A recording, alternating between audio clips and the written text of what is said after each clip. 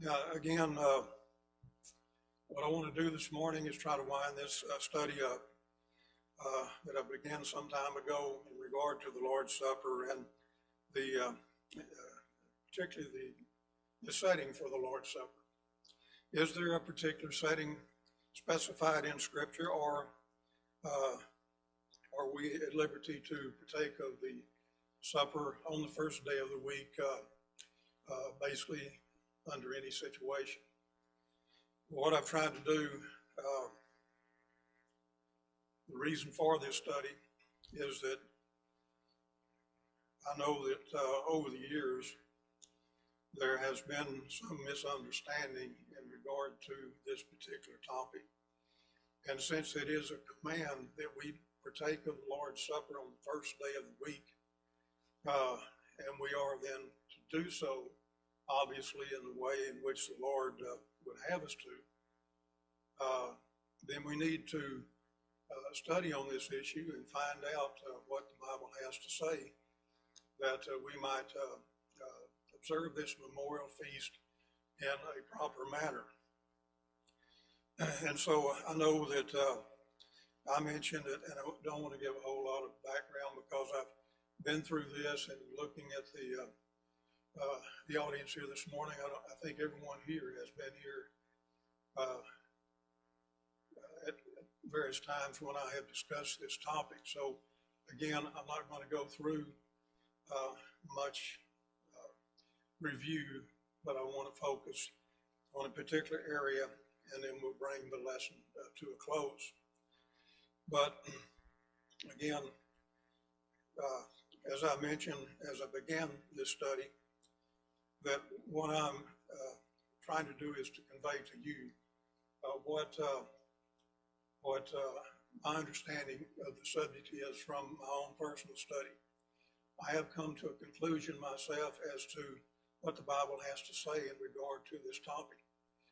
And so I'm presenting this to you and encouraging you to study it yourself and come to your own conclusion. But I know that, as I say, there's been confusion in this matter over the years. I remember when I was younger that churches, many of them would, on the first day of the week after assembly, would send some member of the church or members of the church to shut-ins to make the Lord's Supper available to those individuals in their homes or nursing homes or hospitals. And that has pretty well gone by the wayside. Maybe you know some congregations today, I'm sure probably throughout the country, some probably still do this, but to be honest with you, I don't know of any congregation that does that today. On the other hand, in the last, I guess 40, maybe 50 years, we have really become a mobile society. And due to improvements in transportation, we can get on a jet and fly halfway around the world in hours. Cruise lines are very prevalent in this day and time, and many people take cruises, and they cruise to far distant parts of the world. Our automobiles certainly are very comfortable with air conditioning. We can travel from one side of the country to the other in a short time. So what I have noticed and what I've heard of people that do travel is that it seems as though that when they do travel, if they happen to be in an area where there is not a church, or at least they have no knowledge of a particular church, they simply, before they leave their motel room, partake of the Lord's Supper, or maybe as they're cruising across the Atlantic, they find themselves in the middle of the Atlantic on the Lord's Day. Before they enjoy the amenities of the ship, they take a moment and observe the Lord's Supper in their cabin. So you can see the inconsistency. On one hand now, churches feel that it's not necessary apparently to have shut-ins provided with the opportunity to partake of the Lord's Supper. But individual Christians, when they travel, they believe that they need to partake of the supper when even a local congregation is not available to them. So, again, what is the right direction on this? What does the Bible say on this? And so I began to dig on this. I know that Brother Jerry Fight over in Houston, he has taught on this over the years. He has come to a particular conclusion. And by the way, I had a chance to talk with him back in July. And what position he has taken is the same position that I have taken myself after studying the scriptures. So, again, this is more or less the background for the reason why that I wanted to deal with this particular topic. And I have already decided that the scriptures do give scriptural authority for the observance of the Lord's Supper on the first day of the week in the setting of a local congregation. And, the Bible, we establish Bible authority in three different ways. Direct command or direct statement, proved example, and necessary inference. It only takes one of those to establish biblical authority on a matter. But we have, I think,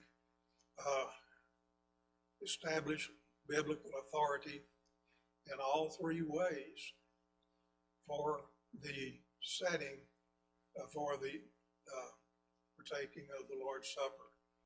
And Paul, very clear, I think, in 1 Corinthians chapter 11, verses 17 through the end of the chapter, says 5 times in talking about the Lord's Supper, when you come together in one place, when you come together as a church. So it seems to me that Paul's expectations in the observance of the Lord's Supper is in the setting of a local congregation on the first day of the week. Then we have the approved example in Acts 20 and 7, where at Troas the disciples came together on the first day of the week to break bread. Then we have, going back to 1 Corinthians chapter 11, about verse 33, Paul says, wherefore, when you come together, wait for one another. Now, what's the necessary inference there? That it is to be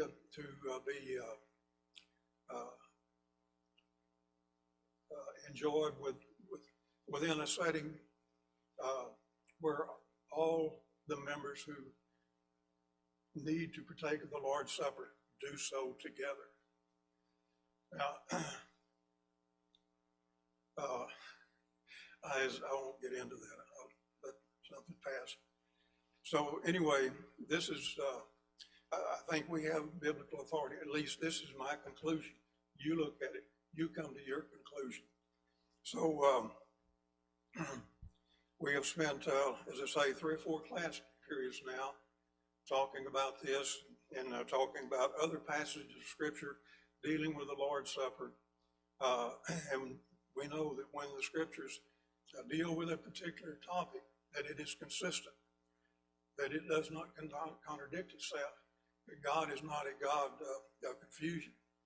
And we talked about other passages of Scripture dealing with the Lord's Supper, which too agrees with the conclusion that I am presenting to you as far as the setting for the supper. Now, what I want to do this morning as we wind this down, I was talking with a gentleman about this some time ago, even long before I really began to study. And I mentioned that, some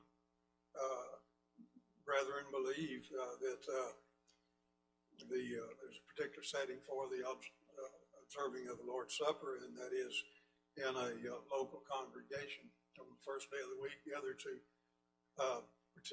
partake of the supper. And he said, well, he said, that's not right. He said, good and well that Paul in his journeys that he was unable at times to be in an area where there was a church, and he couldn't be with them to partake of the Lord's Supper. And so he had come to the conclusion at that point, and I don't think he had really studied the matter himself at that point either, that the setting wasn't important. So I want to look at the remainder of our time this morning at some of Paul's journeys. And let's just see if there's any evidence in his journeys where he ever partook of the Lord's Supper outside of a local congregation as he traveled from one place or another. I don't think you'll find this. If you do, let me know. From my understanding and what I read, there is no place where Paul along the way stopped and say privately partook of the supper. But we do have a clear example of where in his travels he did partake of the supper, and he partook of it in the setting in which I have just set forth. So if you would, let's look at some of his travels. We know that Paul, we have record in the scriptures of 3 missionary journeys. We know that Paul and Barnabas were set apart by the Spirit at Antioch of Syria for the first missionary journey, and they went down to Cyprus, went across the island, went up into Asia, and then returned the same way they came, exhorting the churches they had established and also appointing elders in every congregation, and then returned back to Antioch of Syria.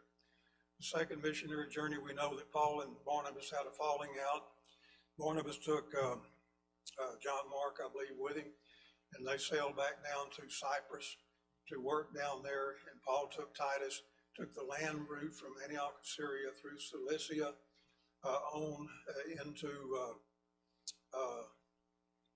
the parts of Galatia, visiting some of the churches that he had established on the first missionary journey. I believe also visiting the area of Phrygia. And then we know that Paul picked up a co-worker in the Lystra, Derby area. Do you remember who that was? That was Timothy. And Paul proceeded then on a westerly course all the way to Troas. That's where he received the Macedonian call. He went across the Aegean Sea to Europe, or to Macedonia, visited Philippi, Thessalonica, Berea, Athens, and went on down to Corinth, where he spent about 18 months down there working with the brethren there at Corinth, and then returning from his second missionary journey. But where I want to start this morning is his third missionary journey, and actually his return from the third missionary journey. But again, Paul left from Antioch of Syria, took the land route as he did on the second journey, and instead of going all the way to Troas, he dropped down to Ephesus. Ephesus, I understand, was the capital of that part of Asia.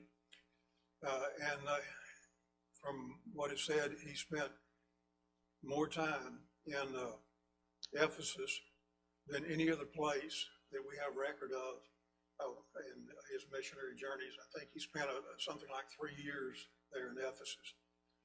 And while he was there, he wrote a letter to the first letter to the Corinthians to correct, some of the problems that were going on there at Corinth. And then he sent Timotheus and another brother on into Macedonia while he was there. And then towards that 3-year period, he left Ephesus and he went up to Troas, expecting to, or hopefully, to meet Titus, who would bring him word concerning the church at Corinth and how they received his letter. And so he didn't apparently make contact with Titus at Troas, and so he went back across the Aegean Sea east to Macedonia. And somewhere, I think, in Macedonia, that he did meet up with Titus and received a favorable response to his letter that he wrote to the Corinthians. And then Paul eventually made his way on down to Corinth, and it's believed that he overwintered 3 months there at Corinth. And from there now, he begins his journey from his third missionary journey back home. And so this is where I really kind of want to focus this morning. And if you have a Bible with you, if you want to follow along, Acts chapter 20, we'll begin reading about verse 1. Acts chapter 20, verse 1. It says, after the uproar, that is, while he was in Ephesus, we remember how there was an uproar by Demetrius and others. After that particular event, then Paul then leaves Ephesus. It says, and after the uproar was ceased, Paul called unto him the disciples and embraced them and departed for to go into Macedonia. And when he had gone over those parts and had given them much exhortation, he came into Greece or Corinth.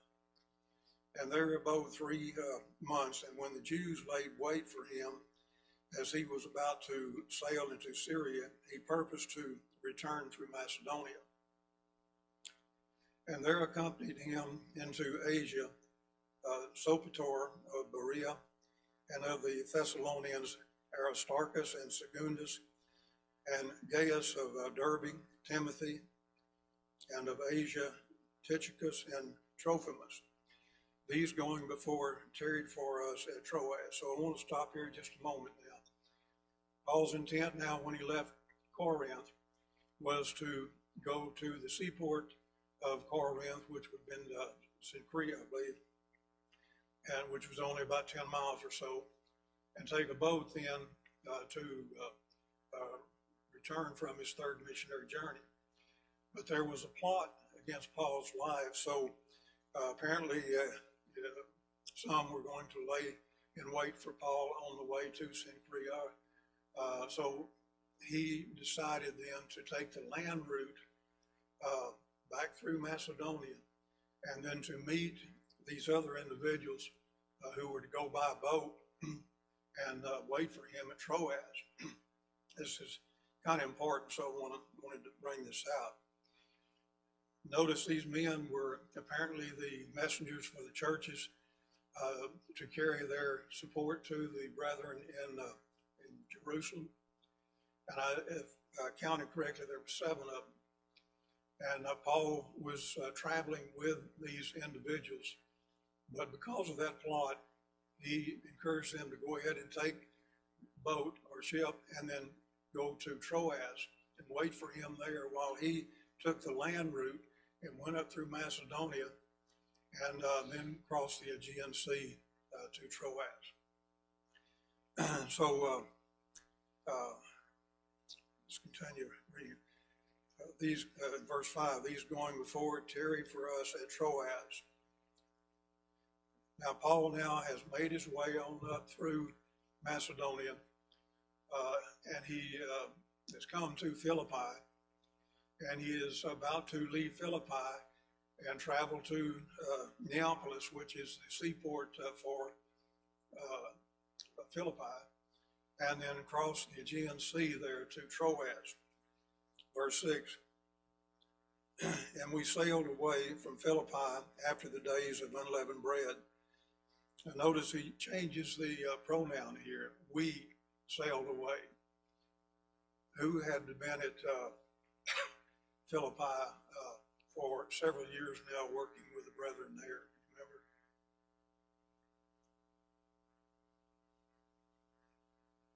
Remember? Well, that was Luke. I think Luke had been there at least 6 years.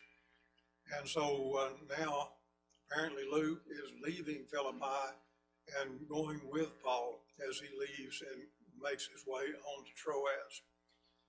It says in verse 6, and when we sailed away from Philippi after these days of unleavened bread, and came unto them to Troas in 5 days, where we abode 7 days. And upon the first day of the week, when the disciples came together to break bread, Paul preached unto them, ready to depart on the morrow, and continued his speech until midnight. I want to stop here just a moment. Here we have Paul now in his travels, returning back to, he's on his way initially back to Jerusalem. He has Luke with him. They cross the Aegean Sea. The Spirit says it took 5 days. Now, sometimes we say, well, the New Testament is a very short book. It seems like maybe there's information sometimes that really is not necessary. But I don't think so. I think the Spirit had a purpose in telling us this, that on this particular journey across the Aegean Sea, it took Paul 5 days to make that journey. Because remember, that wasn't the first time that Paul had crossed the Aegean Sea from Troas. He had crossed going the other direction on his second missionary journey for one instance. Now he's coming back across to Troas, and on that second missionary journey, it took him only 2 days to make that crossing. Now we see that the Spirit says it took him 5 days to make that same crossing. And so Paul, it says, they came to Troas there, where we, Paul and Luke, abode 7 days. And upon the first day of the week, when the disciples came together to break bread, Paul preached unto them, ready to depart on the morrow, and continued his speech until midnight. So we see that Paul now, in his journey, he comes to Troas. When he gets there, it took him 5 days to get there, crossing that body of water. When he gets there, apparently he arrived either on the first day of the week, too late to be with the brethren there in the observation of partaking of the Lord's Supper, or he arrived early Monday morning, because we see that he then tarried there at Troas 7 more days. For what purpose? To meet with the brethren to partake of the Lord's Supper.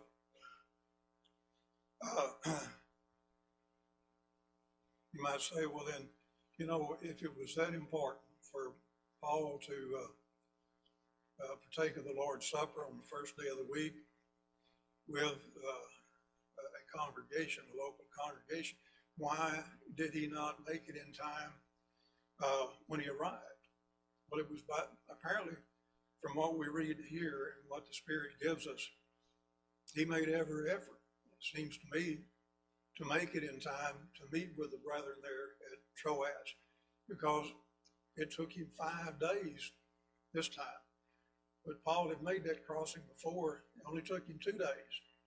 So it looks to me like Paul gave himself more than double time to make that crossing from Philippi to Troas. But Paul apparently was not able to meet with the brethren there when he arrived, and so he waits 7 more days, knowing that the disciples there at Troas came together to break bread or to partake of the Lord's Supper. And he joined with them Now you add to this, as we continue reading here in just a moment, Paul had placed himself basically on a time frame for his travel to Jerusalem because he wanted to be there in time for Pentecost. And yet we see Paul lingering there at Troas 7 days. So obviously it was important to him to be able to remain there and to partake of the supper with the brethren there at Troas before continuing on his journey. Something else that, these are just my observations. Maybe you have some other views on this. But, we have Paul traveling with Luke and the other 7 men. Why didn't Paul just say, well, I'm in a hurry. I need to try to make it to Jerusalem by Pentecost instead of tarrying here 7 days to meet with the brethren who assemble on the first day of the week to break bread. We'll just go on and travel, and wherever we wind up the next first day of the week, we'll just go out to some private or quiet place and observe it ourselves. Obviously, he didn't do that.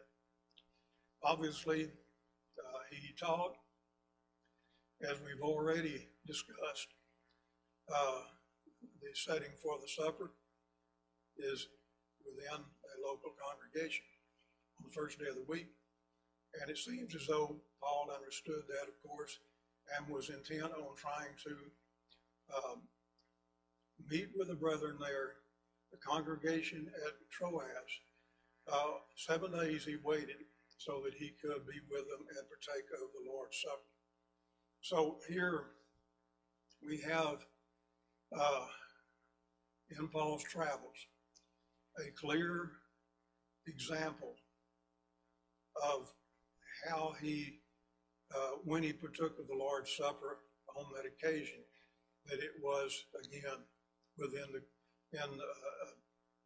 setting of the local congregation. Again, I stress, as we go along, we will not see or read where Paul, anywhere else in his travels, ever stopped along the way on the first day of the week and partook of the Lord's Supper in more or less a private setting. But we do have a clear example that where he partook of it in a local congregation. So I want to emphasize that. So Paul then did meet with the brethren. We know how that the man, fell out of the third story window, and Paul had to go down, and he was revived. And Paul then came back up. He continued to speak until daybreak, and then he went on his way. So as we follow his journey now, beginning with about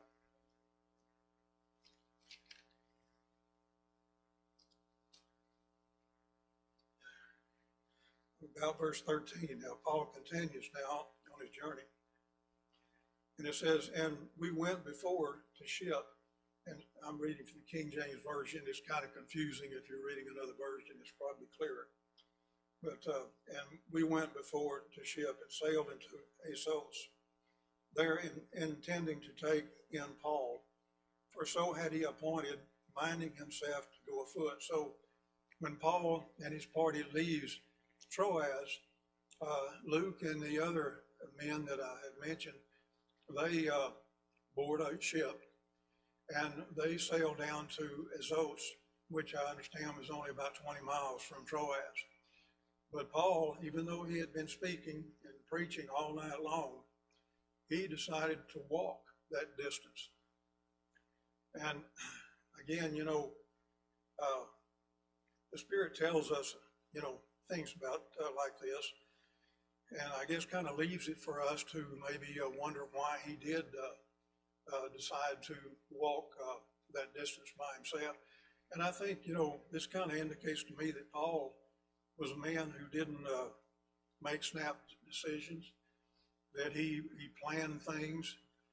And I believe that's what he was doing here, that as he walked along Certainly he was trying to clear his mind, but I believe he was looking forward as his journey and with these men, other men, planning that trip in the best way in which, was best for not only him, but for his party.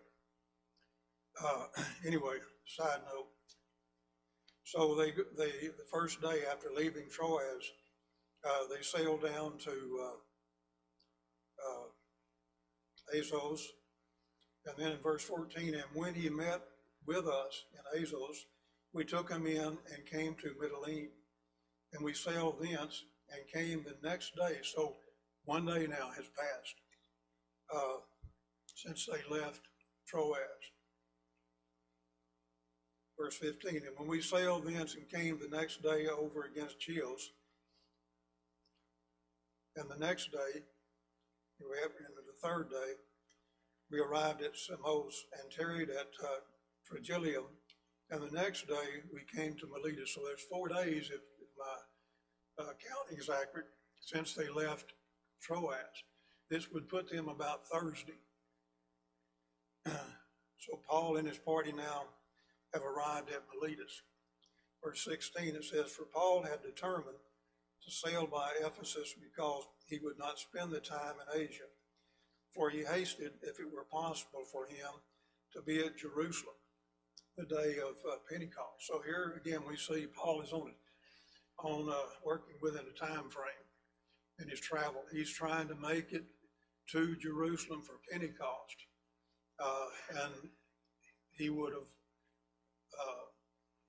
liked to have visited with the church there at Ephesus, the elders there at Ephesus, but for reasons of time, he bypassed Ephesus, went on down to Miletus, and while at Miletus now, verse 17, and from Miletus he sent to Ephesus and called the elders of the church, and when they were come to him, he said unto them, you know from the first day, in other words, he began to talk with them, and we know from other studies what Paul had to say to the elders that came to him from Ephesus.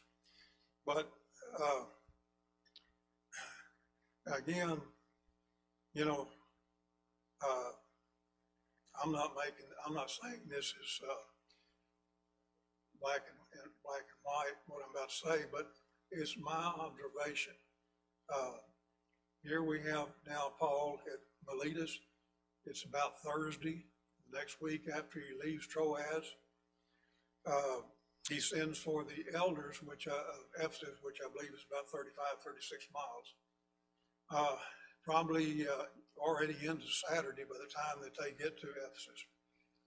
It's just, I can't imagine Paul calling for the elders of Ephesus to join him that late in the week if there was no church there in Miletus.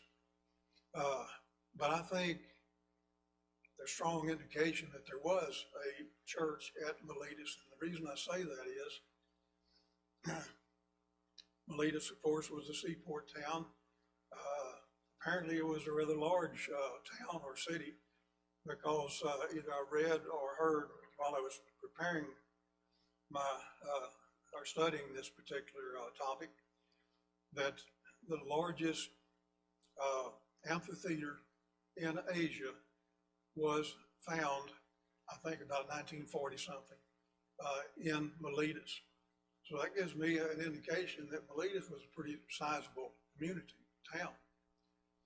Furthermore, you add to the fact that when Paul was at Ephesus earlier on his third missionary journey, that it says in Acts chapter 19, I believe, 19 verses 8 through 10, that due to Paul's work there at Ephesus, all of Asia had an opportunity to hear the gospel. So Miletus was in Asia. It was only a few miles from Ephesus, sizable city or town. It just blows my mind to think that there was not disciples there living in that community and disciples living in a particular area, what is our responsibility when we move to a particular area? The Lord adds us to the church, the universal church, when we are baptized, Acts chapter 2. But Paul, when he was converted, he spent about 3 years in Arabia and then returned to Jerusalem. He essayed to join himself with the brethren there. So, as members of the body of Christ here in this community, we come together, we join ourselves with other brethren to work and labor and to carry out what the Lord would have us to do as a congregation. And so, again, just by putting things together, and that's the only way you can consider it or you can reject it.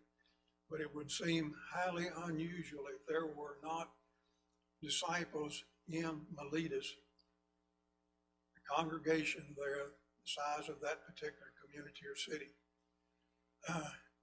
where Paul, his traveling partners, and the elders at Ephesus could meet with them on Sunday to partake of the Lord's Supper. Again, I'm just, putting some things together that make sense to me. I'm not saying this is written in stone at all, but it would appear to me, Paul being the person he was, and being conscientious to try to do all that God would have him to do, I can't see him calling those elders from Ephesus at the end of the week away from their congregation in an area where they could not assemble with other brethren to partake of the Lord's Supper. I cannot conceive of a community that large with an amphitheater, the largest found in Asia, not having disciples living there in that community and coming together as a congregation. And it would seem very clear to me that Paul had a purpose in spending time there at Miletus. As he traveled that distance from Troas to Azos on foot, I think things like this were going through Paul's mind. He was planning, he was looking ahead again in his travels to do so in the best interest of his co-travelers as well as himself. Anyway, I'm just pointing these things out. Anyway, our time is out. But very hurriedly now, once they leave Miletus, they continue by boat on around the western edge of Asia, and they sail across back to Tyre, and they spend some time there. In fact, they spend 7 days there at Tyre. But guess what? There were disciples there. Again, disciples there, obviously a congregation there. Then Paul goes on down to Samaria. What do we find at Samaria? We find disciples. We know that Philip was there. He had daughters there that prophesied. And so he had made up the time that he needed. He had plenty of time now to make it on up to Jerusalem. But he was there, where disciples were, apparently a church there. We could meet with them to observe the Lord's Supper. Now, what I'm saying is, again, as you look at Paul's travels, I don't think you're going to find one instance where he ever partook of the Lord's Supper outside of a local congregation. But we do have an example here where he, in his travels, partook of the Lord's Supper, as we have spent about 4 weeks now talking about that in the setting of a local congregation.